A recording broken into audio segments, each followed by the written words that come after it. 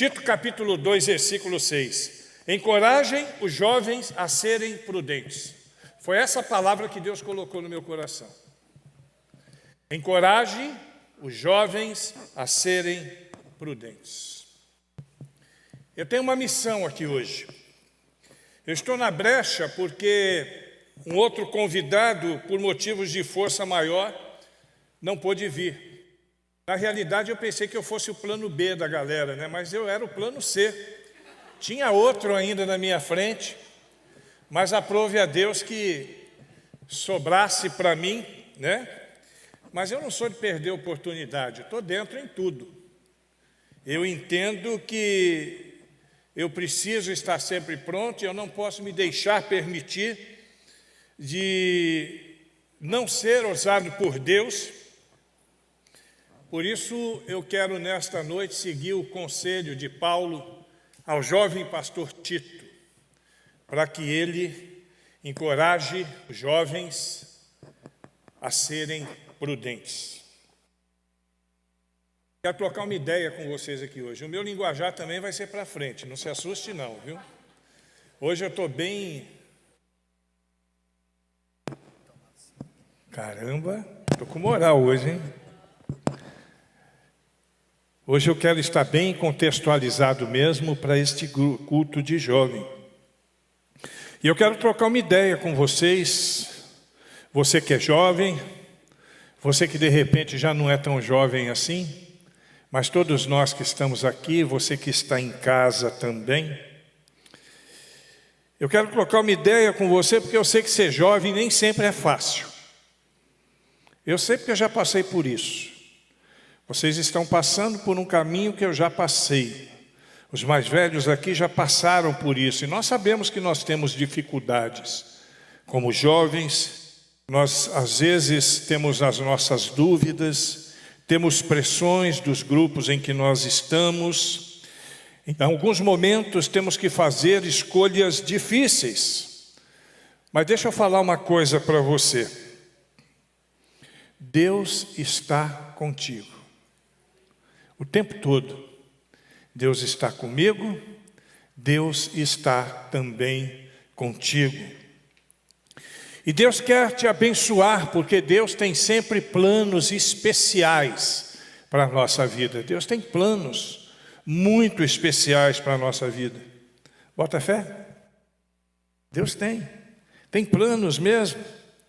E para o seu encorajamento nesta noite, eu trago algumas dicas preciosas que vão facilitar a sua caminhada cristã. Tanto você que é jovem, quanto você que já passou por essa fase, mas que continua caminhando com Cristo, mesmo que seja um pouquinho mais velho. Presta atenção, jovem. Deus quer falar contigo. E Ele vai falar com você nesta noite. Fica ligado em nome de Jesus. Em primeiro lugar, deixa eu tomar um pouquinho de água aqui. Eu já descobri porque que eu perco a voz. Eu tenho a garganta limitada. Se eu canto muito forte, na hora de pregar, a voz vai embora. Então eu tenho que cantar baixinho e deixar a voz para a hora da mensagem. Em primeiro lugar, eu quero te encorajar dizendo o seguinte: fica firme, mano. Fica firme. Olha para a pessoa do lado e diga assim: fica firme. Fica firme. 1 João 2,14 diz: filhinhos, eu escrevi a vocês porque conhecem o Pai. Pais, eu escrevi a vocês porque conhecem aquele que é desde o princípio. E jovens, eu escrevi a vocês porque são fortes. E em vocês a palavra de Deus permanece e vocês vencerão ou venceram o maligno. Fica firme. Deus é conosco. Nem sempre nós somos fortaleza, todo mundo sabe disso. Tem alguns momentos que nós balançamos, né? E quando balançamos, às vezes trememos na base. Isso pode acontecer, isso é normal acontecer com qualquer pessoa. Em alguns momentos nos sentimos fracos, nos sentimos abatidos, mas Deus tem um recado para você aqui agora. Neste momento, Ele te diz o seguinte: fica firme, porque você é forte. Fica firme, porque você é forte. Efésios capítulo 6, versículo 10 diz assim: finalmente, fortaleçam-se no Senhor e no seu forte poder.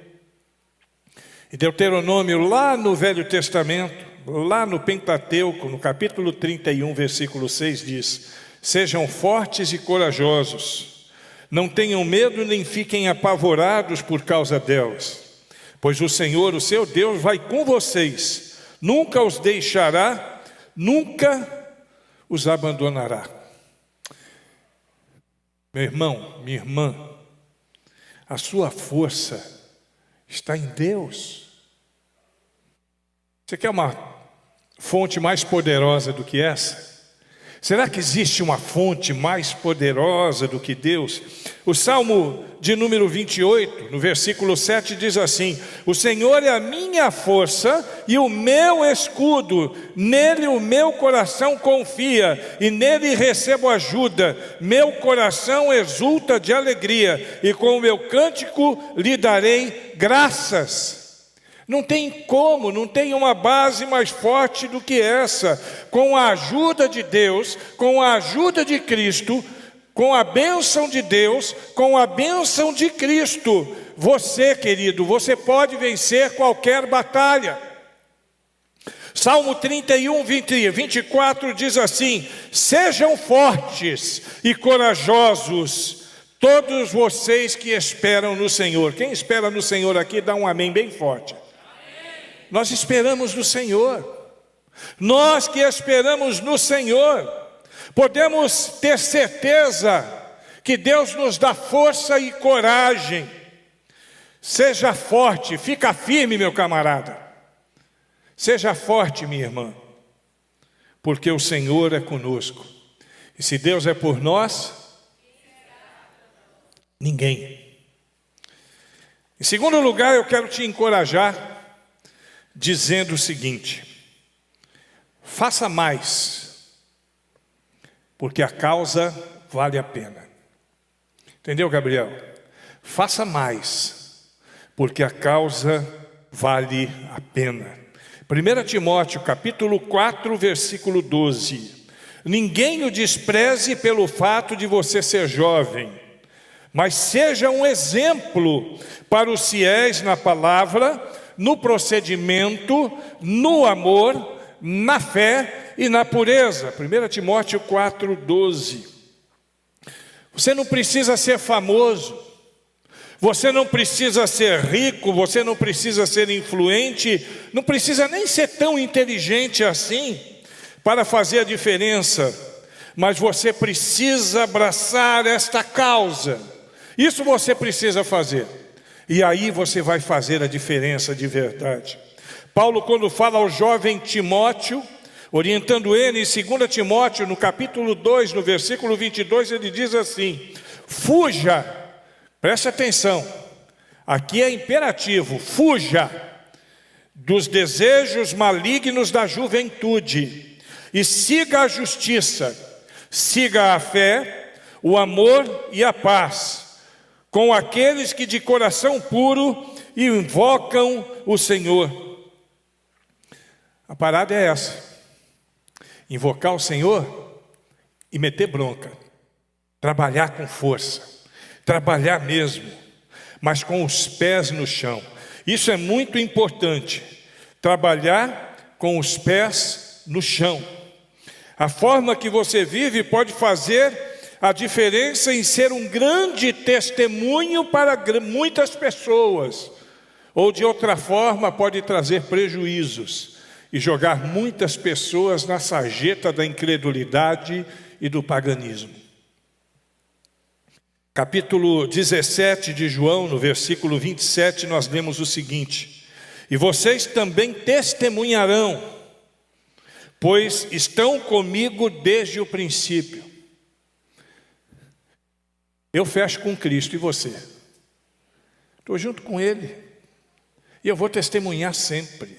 Por onde eu andar, aonde quer que eu estiver, eu vou testemunhar. 1 Pedro capítulo 2, versículo 12 diz assim: vivam entre os pagãos de maneira exemplar. Olha que palavra forte essa. Vivam entre as pessoas do mundo de maneira exemplar, para que mesmo que eles te acusem de praticar o mal, observem as boas obras que vocês praticam e glorifiquem a Deus no dia da intervenção dele. Nós precisamos ter uma maneira exemplar de andar, de viver, de falar. Nós precisamos ser o exemplo, precisamos investir a nossa, e agora aqui eu vou me colocar como um jovem, a nossa juventude. Você riu, né, Davino? Você está velhinho, eu não estou não. Invista a sua juventude na causa do Senhor.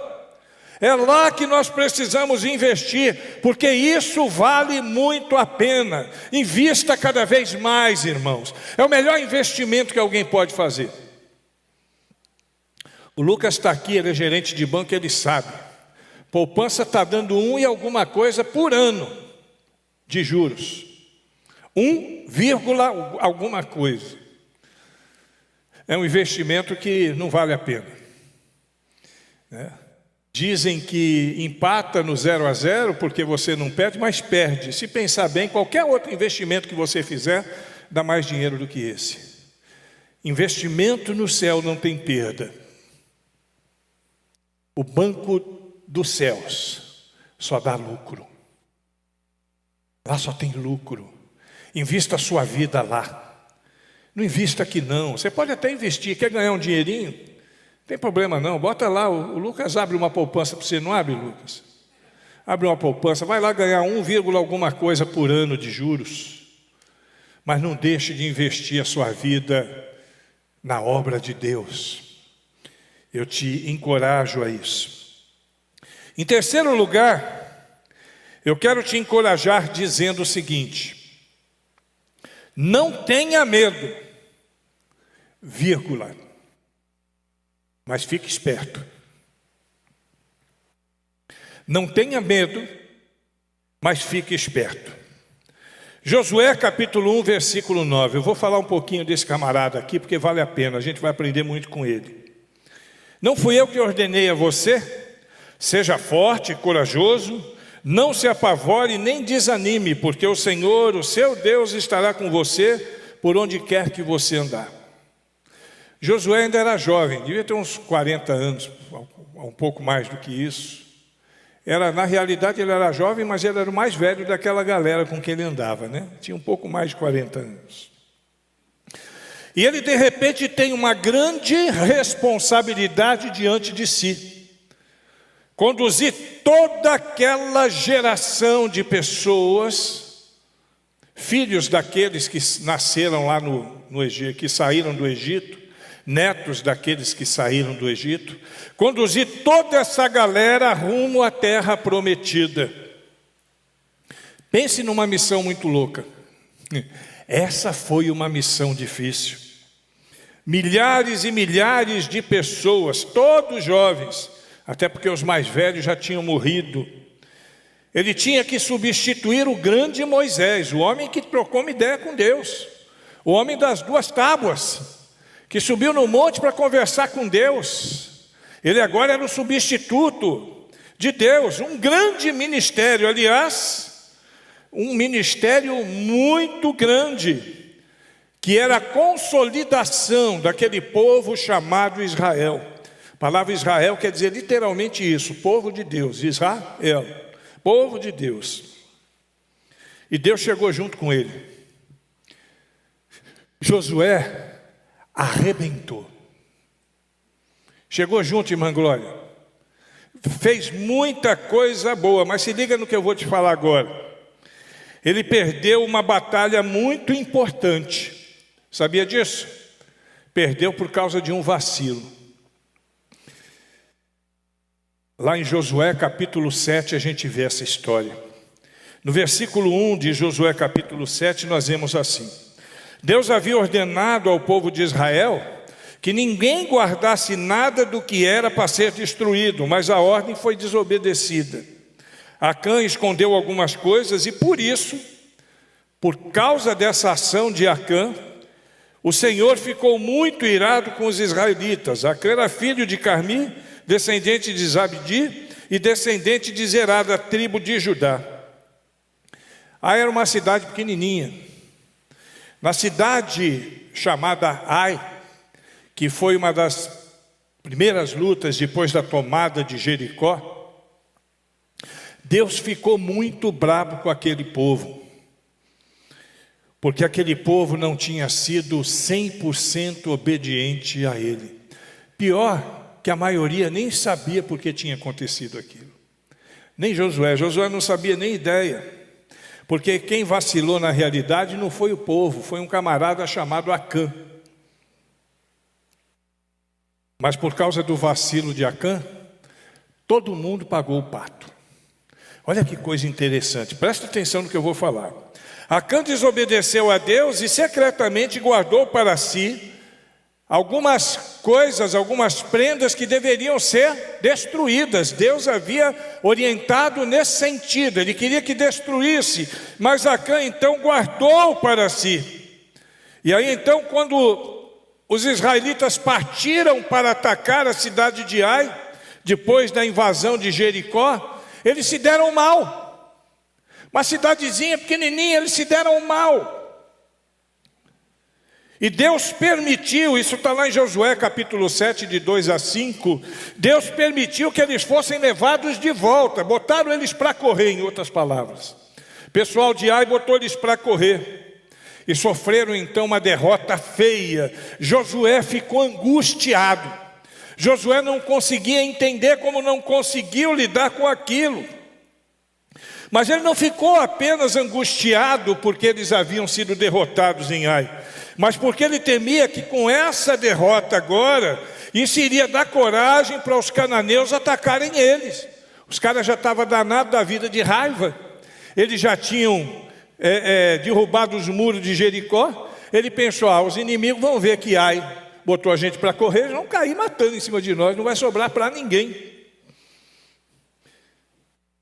E se todos os cananeus unissem as forças naquele momento, segundo Josué capítulo 7, versículos 6 a 9, pode ser que Israel fosse destruído mesmo, porque era muita gente, muita gente. Mas aí no desespero, quando a gente fica desesperado, a gente faz o quê? O que a gente faz quando está desesperado? A gente ora. Diga assim, quando estou desesperado, eu oro. Que seja verdade. Josué orou. E Deus então respondeu à oração de Josué e disse para ele qual era o motivo da derrota. Mas não falou o santo, mas contou o milagre, né? Deus falou para ele que o pecado de uma pessoa que havia desrespeitado, que havia pegado coisas que não deveria lá em Jericó, foi o suficiente para quebrar o acordo que a nação havia feito com ele. E aí Deus, porque é justo, permitiu que acontecesse o desastre que aconteceu. A maldição de Deus sobre as coisas que ele apreendeu, elas passaram automaticamente a serem associadas ao povo de Israel. Você entende isso? Por isso que Deus não queria que eles pegassem, porque aquilo era maldição. Mas eles pegaram, e quando eles pegaram aquilo, quando Acã pegou aquilo, aquela maldição daquelas coisas que se chamam devotadas, que eram de outros deuses, alcançou os israelitas. Veja o que disse Deus em Josué capítulo 6, versículo 18: não peguem em nada daquilo que vai ser destruído. Se ficarem com qualquer coisa que eu mandei destruir, vocês vão trazer desgraça e destruição ao acampamento israelita. Deus falou. Deus não deixa ninguém de bobeira, irmão. Deus sempre nos avisa. A nação poderia ter sido salva, não ter passado por aquela por aquela situação difícil se somente tivesse destruído todas as coisas, não tivesse nada guardado para si. Aí Josué ficou desesperado, querendo saber o que tinha acontecido. E aí então ele jogou a sorte para saber quem era o responsável. E a sorte caiu em quem? Em Acã, o vacilão. Aquele crente vacilão que você ouviu lá no Radical, ali era o Acã. Era o crente vacilão. Aí ele não tinha mais como negar. Josué chamou ele para conversar. E aí lá na transcrição de Josué 7, dos versículos 19 a 21, a gente vê o que aconteceu. Vou ler para vocês. Josué disse a Acã: agora, meu filho, confesse a verdade diante do Senhor, o Deus de Israel. Conte-me o que você fez, não procure esconder nada. Acã respondeu: sim, eu pequei contra o Senhor, o Deus de Israel. Vou contar o que fiz. Entre as coisas que pegamos, vi uma bela capa da Babilônia, vi também 200 barras de prata e uma barra de ouro, que pesava mais ou menos meio quilo, está vendo? Ele não aguentou, ele viu aquilo, ele não aguentou.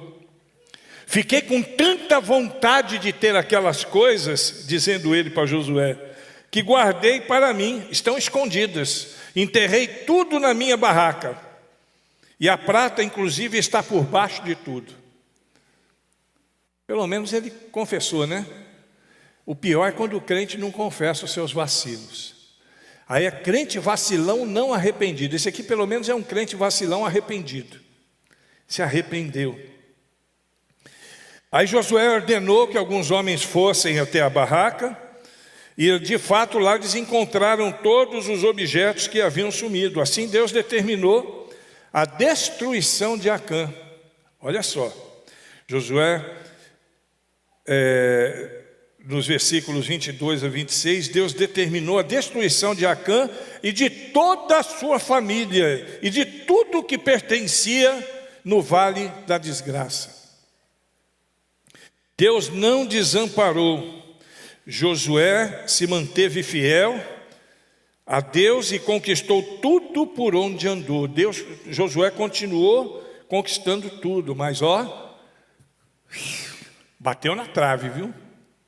Quase que a história é diferente. Quase que ele se enrolou todo por causa de um vacilão. E aí é porque eu digo o seguinte: nunca tenha medo, Deus sempre é contigo.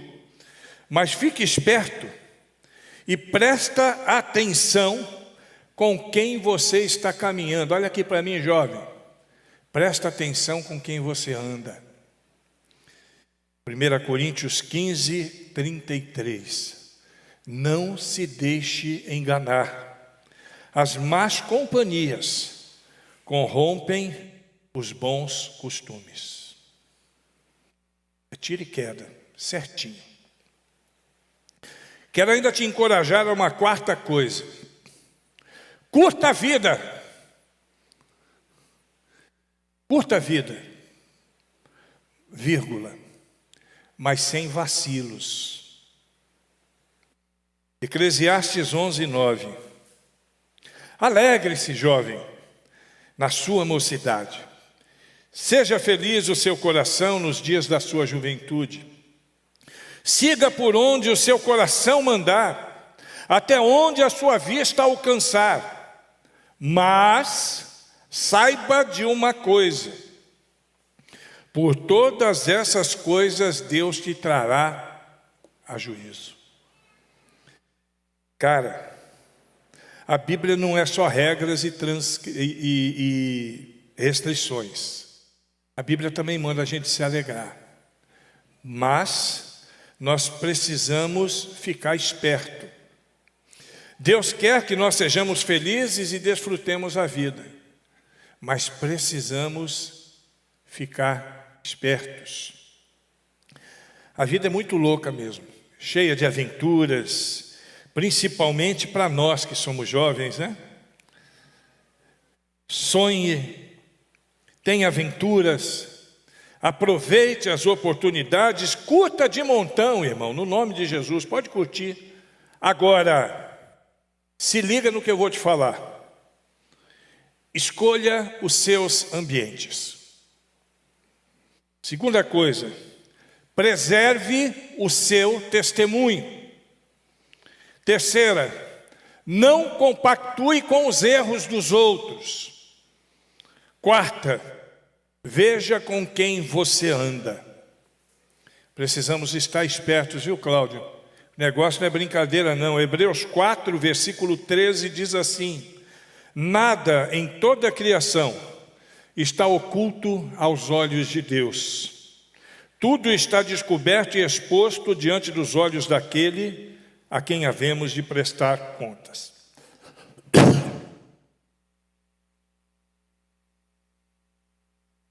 Significa que Deus enxerga, Ele vê tudo que a gente faz. 1 Pedro, capítulo 3, versículo 12, diz assim: porque os olhos do Senhor estão sobre os justos. Quem é justo aqui? Diga amém. Todos nós somos. Não é pela sua justiça que estou perguntando, não. Quem é justificado por Cristo? De novo, quem é justo aqui, diga amém. Somos justificados por Cristo, então os olhos do Senhor estão sobre nós o tempo todo. Jó capítulo 34, 21 diz assim: pois Deus vê o caminho dos homens, Ele enxerga cada um dos seus passos. Se liga, jovem, pode curtir adoidado, mas não se esqueça que Deus conhece o seu caminhar. Pastor não sabe por onde você anda. Seu pai não sabe por onde você anda. Mas Deus sabe. Seus pais não sabem o que vocês fazem, mas Deus sabe. O Senhor vê o caminho dos homens e examina todos os seus passos. De novo em Provérbios 5, 21. Deus sabe por onde eu ando. Deus sabe o que eu faço. E quando eu falo sobre isso para jovens, eu gosto de destacar uma área que talvez seja uma das mais difíceis na caminhada da juventude, que é o relacionamento amoroso. Essa talvez seja uma das áreas mais difíceis de lidar. O mais idoso já não se preocupa muito com isso, né? São fases distintas da vida. O jovem, o adolescente, aliás, saindo da adolescência, entrando na juventude, já começam a ter dificuldades. Mas eu quero te dar um papo. Namore como se Cristo estivesse com vocês nos seus momentos de intimidade. Se você é solteiro, segura a onda. Presta atenção, irmão. Se você é solteiro, segura a onda. 1 Tessalonicenses 5, 22. Abstende-vos de toda a aparência do mal. Segura a onda. Foge da aparência do mal.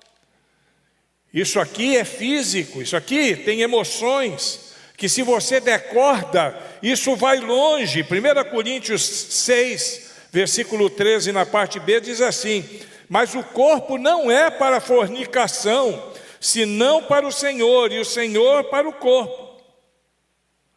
Então o nosso corpo não foi dado para Deus para viver de qualquer jeito. Não, pastor, mas eu vou me casar. Tá, quando você casar, aí você dá uns beijos mais profundos. Por enquanto não. Isso é contra aquilo que Deus deu para nós. É difícil para o jovem? É difícil. É muito difícil para o jovem aguentar essa onda aí. É por isso que quando Paulo está orientando os coríntios, no capítulo 7, no versículo 9, ele diz assim: se não consegue se controlar, devem se casar, porque é melhor casar-se do que viver abrasado, em outra tradução, ardendo em desejos. Tem gente que suporta 5, 10 anos de namoro, suporta, porque são crentes, têm compromisso. Tem outros que mesmo sendo crente, tendo compromisso, não aguenta suportar. Então a melhor coisa que faz é casar. Né, Naran? É bom casar, Naran? Está feliz, Naran? O Naran só vive rindo sozinho agora, vocês perceberam isso? Pois é, ué. Quem não suporta, se case. Se você é casado, jovem, tem uma orientação para você que é casado também. Olha aqui para mim. Você que é casado, Hebreus capítulo 13, versículo 4. O casamento deve ser honrado por todos. O leito conjugal conservado puro, pois Deus julgará os imorais e os adúlteros. Então, se você é casado, dentro do padrão de Deus, leito conjugal já sabe para que serve, não é só para dormir não, né? Leito conjugal é para namorar mesmo, mas ele precisa ser honrado, ele precisa ser conservado puro, porque eu, você, sua esposa, seu marido, somos filhos de um Deus vivo que é santo, e ele diz: sede santos, porque eu sou santo. Se liga, porque eu garanto para você, Deus está ligado em você o tempo todo. Se liga. Mas não se esqueça. Gálatas 6:7. Esse aí talvez seja um dos textos que eu mais uso quando eu falo para jovens, adolescentes, porque é a lei da causa e efeito espiritual. Não vos enganeis. Deus não se deixa escarnecer. Tudo aquilo que você plantar, você vai colher. Simples assim. Em tudo o que você fizer, curta a vida, se divirta, mas lembre-se de Deus. Você pode realmente desfrutar de todas as coisas, das coisas mais importantes, mais gostosas da vida, mas não de qualquer jeito, dentro dos padrões de Deus. Fechou? Amém? Muito bem. Tem mais uma parada que eu quero encorajar vocês nessa noite. Priorize o que é prioritário. Jeremias 1:5. Antes de formá-lo no ventre, eu o escolhi. Antes de você nascer, eu o separei e te designei profeta às nações. Priorize o que é prioridade. Você sabe qual era a prioridade na vida de Isaías? Viver segundo a vontade, segundo o desígnio, segundo o mandamento de Deus. E na sua vida, o que é prioridade? Queria que você lembrasse, nós precisamos lembrar disso sempre. Deus nos amou antes de tudo. E nós devemos amar a Deus acima de todos. Os mais antigos vão lembrar, os mais novos não lembram. Quem lembra daquela música? Morri, morri na cruz por ti, que fazes tu por mim? Vamos lá? Morri, morri na cruz por ti, que fazes tu por mim? Linda essa canção, né? E ela é um desafio para o nosso coração. E a parada é essa mesmo. A prioridade precisa ser viver para a glória de Deus. Jovem, se liga aí no que eu estou te falando. Não tem nada que seja mais importante, você que está lá do outro lado também, do que viver para a glória de Deus. A sua prioridade precisa ser essa, porque Deus já planejou a sua vida, querido. Deus já fez um planejamento, na agenda de Deus já está o seu nome lá, ó. No organograma de Deus, você faz parte, e você precisa levar isso a sério. Ele te amou, e Ele já provou o amor através de Jesus Cristo. Agora é a nossa vez de provar que nós o amamos. Quem ama Cristo aqui? Então tem que provar, irmão. Negócio de amor só de blá blá blá, isso aí não resolve nada não. Sua prioridade tem que ser viver para a glória de Deus. Viva para a sua glória, viva para o seu amor. O amor que transcende o tempo, o amor que transcende todas as coisas. Precisamos viver para a glória de Deus. É isso que Deus espera de nós. É isso que nós precisamos fazer. Porque essa é a parada. Desse jeito, Brunão. Fechou? Sempre assim. Outra coisa. eu quero te orientar que você use o seu potencial, mas use com entendimento. Daniel capítulo 1, versículo 17. A esses 4 jovens Deus deu sabedoria e inteligência para conhecerem todos os aspectos da cultura e da ciência. E Daniel, além disso, sabia interpretar todo tipo de visões e de sonhos. Deus deu inteligência, Deus deu sabedoria àqueles homens, e aqueles homens, Sadraque, Mesaque, Abednego, nós conhecemos a história, e Daniel também. Eles usaram toda a inteligência, toda a sabedoria para glorificar a Deus. Nós precisamos usar aquilo que nós temos para glorificar a Deus. E como Daniel, é possível ser bem-sucedido em todas as áreas da nossa vida, na escola, no trabalho, na vizinhança, na família, no namoro, sempre fazendo a vontade de Deus. É isso que Deus espera de nós. Não tenha vergonha, jovem, olha aqui para mim, jovem. Não tenha vergonha de ser o que Deus disse que você é. Eu tenho uma história que eu vivi. Eu estudava na Estácio de Sá, eu fazia administração, isso lá em 2000.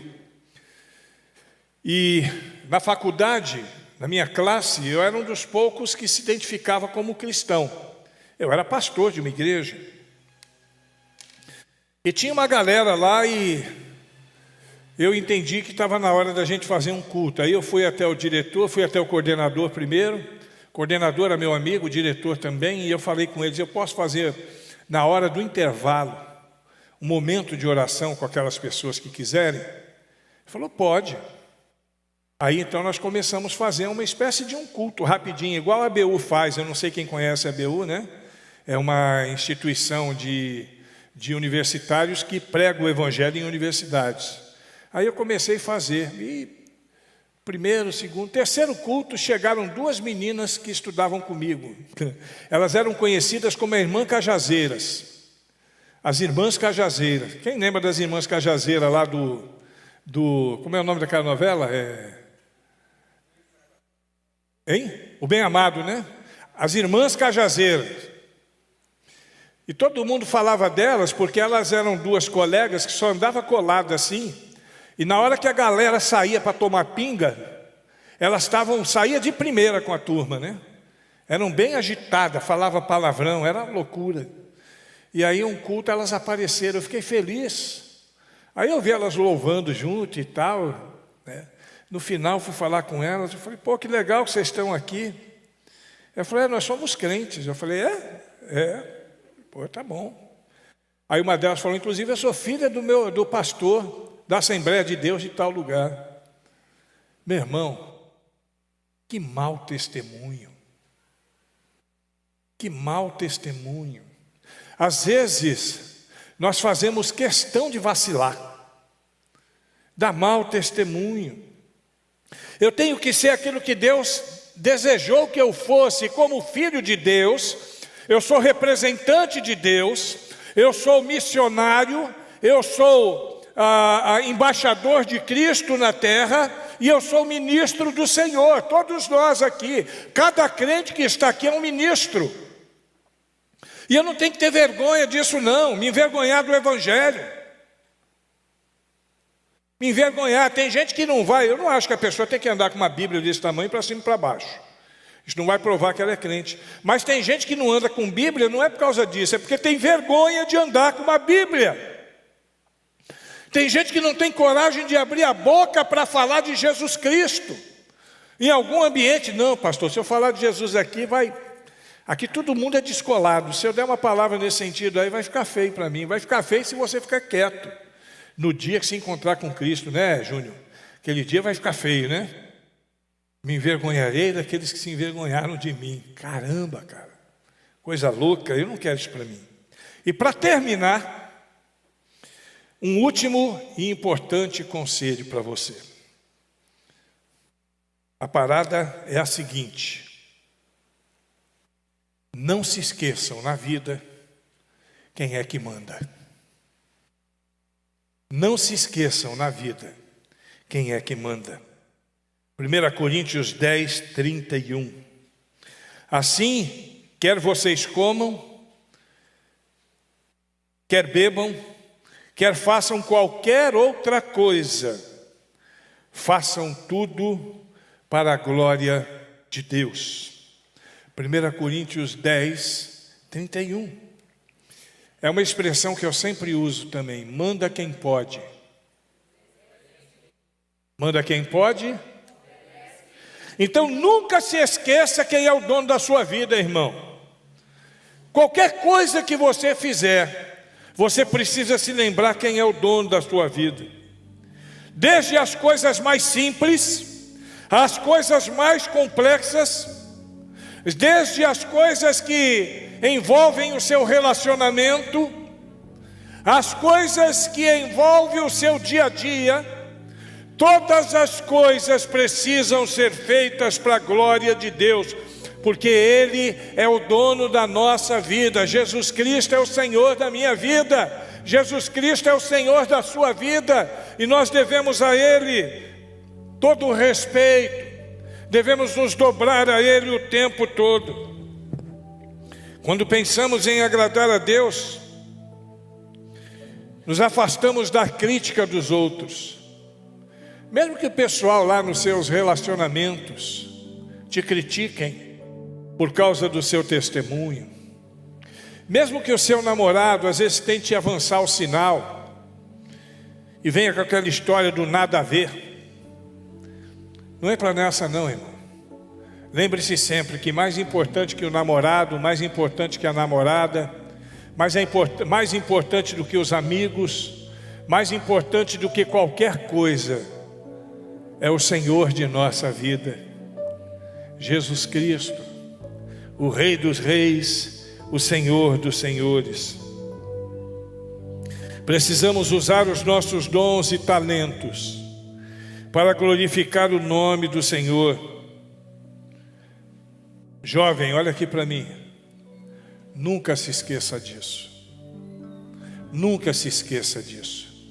Precisamos, em tudo o que fazemos, glorificar o nome do Senhor, porque o Espírito Santo vive em nós. O Espírito Santo de Deus está em nós. Nós somos filhos do Deus Todo-Poderoso, e Ele é quem cuida de nós. Amém? Fique de pé que eu quero orar por sua vida.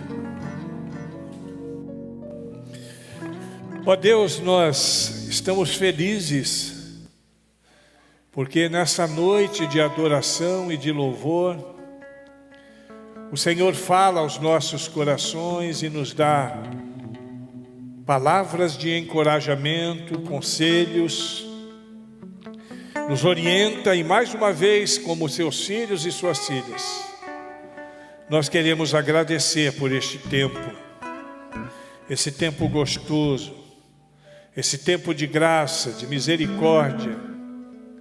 E queremos te rogar, ó Deus, que a tua palavra entre no nosso coração rasgando, a fim de que possamos fazer os ajustes que precisam ser feitos.